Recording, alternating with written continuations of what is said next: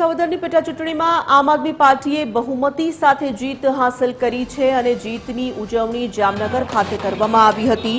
જામનગર ખાતે આમ આદમી પાર્ટીએ ઉજવણી કરી। ગોપાલ ઇટાલિયાના વિજય પર જામજોધપુરમાં ધારાસભ્ય હેમંત ખવા સહિતના કાર્યકરોએ ફટાકડા ફોડ્યા હતા। વિસાવદર ભેંસાડ વિધાનસભા બેઠક 87ની પેટા ચૂંટણીમાં આમ આદમી પાર્ટીના ઉમેદવાર ગોપાલ ઇટાલિયાની જીત થઈ છે। શહેરના લાલ બંગલા સર્કલ ખાતે આમ આદમી પાર્ટીના કાર્યકરોએ વિજયોત્સવ મનાવ્યો હતો। શહેર અને જિલ્લા પ્રમુખ સહિતના કાર્યકરોએ મીઠાઈ વહેંચી હતી।